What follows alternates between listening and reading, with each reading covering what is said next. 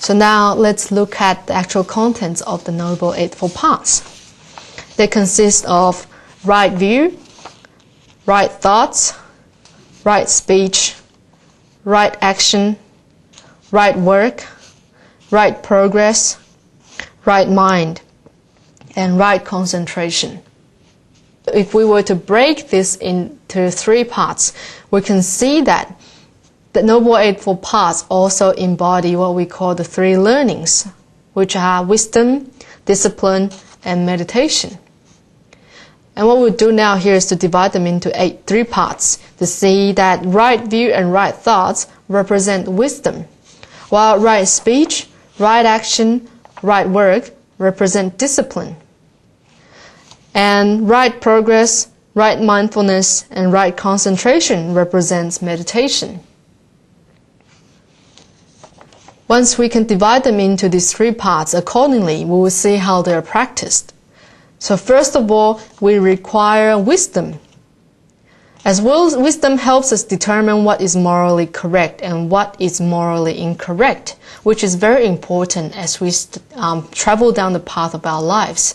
We need wisdom to make sure that we're starting off with a right start and that we are in the right directions.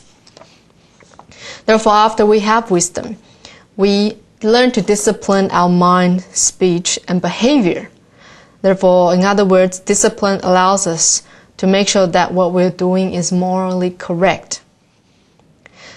Then slowly, as we become more and more disciplined in all of these aspects, our mind gradually becomes softened, clear, aware, and joyous.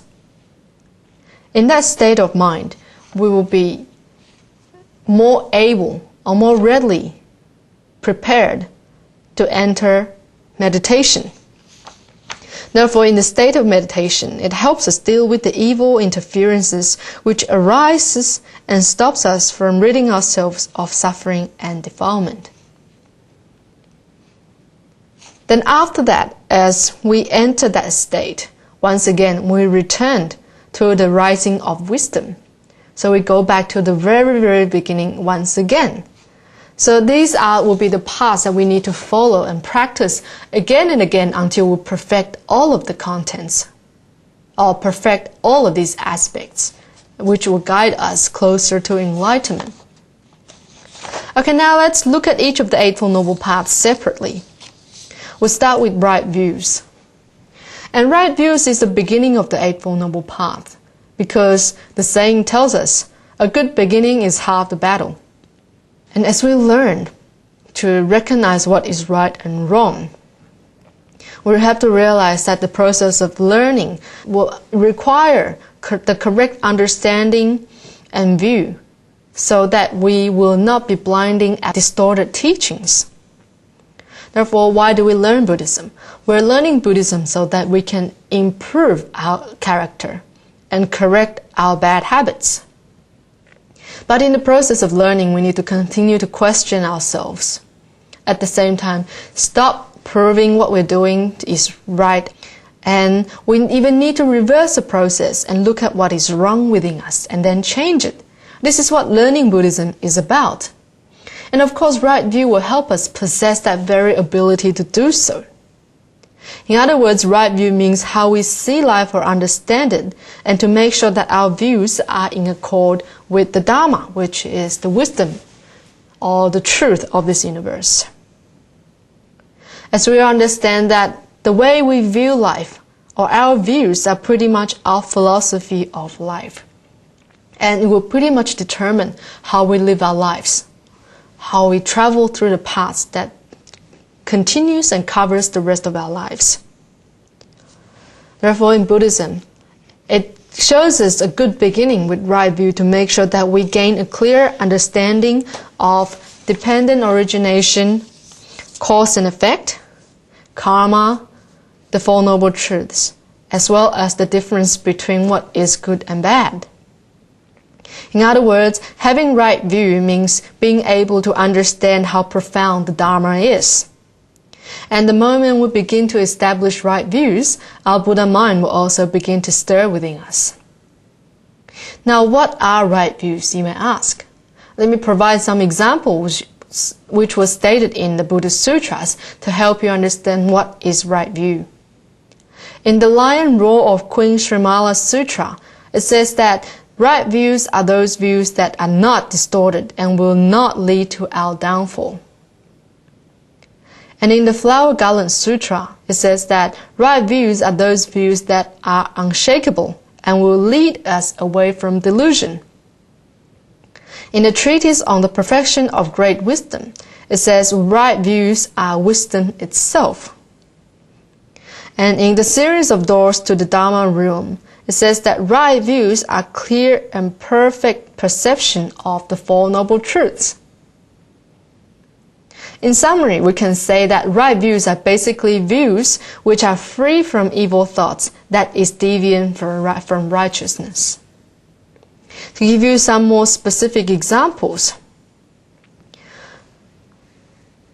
right views may include, for example, right views on cause and effect as well as dependent origination.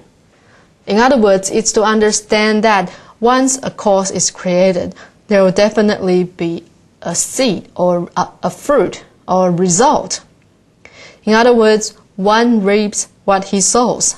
This is what we need to be clearly aware of in terms to maintain right views. And we also need to be aware of the fact that all phenomena arise because of dependent origination. And all phenomena cease to exist also because of dependent origination. In other words, good cause and conditions will only lead to good results, while evil cause and conditions will lead to bad karmic retribution. So this is the first example of right view. And secondly, we need to have right views on karma, especially good and bad karma. And when we talk about karma, it can be roughly represented as our actions. In other words, karma is the activities of our body and mind. As we possess right view on karma, we will need to avoid doubts in cause and effect, because sometimes we may be confused with the fact that when we say one reaps what he sows, but at the same time there are still evil people who are living a very rich and powerful life, while the very good people are leading a poor and unhealthy life, and so on. So what is happening? How does the law of cause and effect apply to this? But we need to understand that the effects of a cause does not arise immediately all the time. In other words, a proper understanding on cause and effect is to realize that, yes, one cause will lead to its effect, but this effect may take time and arise in different times, even different lifetimes. Therefore, the effects which you're seeing a person suffering or bearing now may be from a cause that he has planted from a long time ago, not from the cause which you have just seen right now. So for example, if he takes a piece of bread from a friend forcefully, it doesn't mean that he's going to suffer from hunger tomorrow. Not necessarily. It could take some more time for that karmic retribution to arise.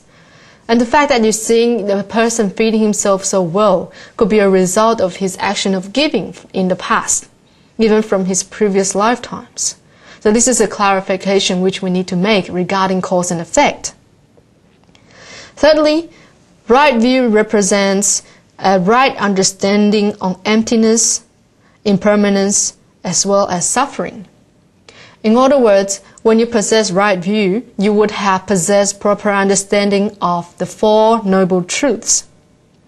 And by realizing and recognizing the truth of this world, we will not be blindly drowning in the sea of secular desire, or that nor will we become very passive when we are faced with problems, because we know that once we plant the right seed, we will be able to let the right fruit grow or arise. And as we talk about proper understanding of the Four Noble Truths, it consists of the following four: suffering, cause of suffering, end of suffering, as well as path leading to the end of suffering. And as the Buddha talked about the noble truth of suffering, he taught us that suffering cannot be avoided, be it pain, anxiety, fear, pressure, depression, worries, disappointment, anger, jealousy, arrogance, paranoia, and so on. We pretty much cannot escape the cycle of birth and death like this. And what we need to do is to recognize suffering, accept suffering, and never blame anyone else for your own sufferings. These are what the Buddha had taught us regarding the truth of suffering. And after understanding that, the Buddha then talked about the cause of suffering, where he said that the cause of suffering is desire. What kind of desire? The desire to live? A desire for happiness. For example, happiness caused by our interaction with form, sound, smell, taste, and phenomena. But if we do not have a proper understanding of the fact that things may not always last, happiness may not always last, then this desire for happiness becomes the origin or the source of suffering. Therefore, what we need to try to do is to take responsibility for our own actions and stop the following. We need to stop blaming the world for our own unhappiness. And we need to stop insisting that the problem is not about us. Thirdly, we need to stop escaping the problems and stop refusing to face them. And as for the third noble truth, which is the end of suffering, the Buddha then taught us that the end of suffering means the cessation of all desire and attachment, which means the elimination of greed, hatred, and ignorance. And in that state, it is a type of true happiness, which consists of what we call unexperienced experiences. As we've said before, nirvana is a state that cannot be easily described or understood by language. Therefore, this is an unexperienced experience. And then finally, the Buddha talked about the path that leads to the end of suffering, which is the Eightfold Noble Paths. The Eightfold Noble Paths are like the 8 spokes of a wheel, whose pivot is compassion and wisdom. And if we allow this wheel to rotate constantly, we will be closer to nirvana and enlightenment.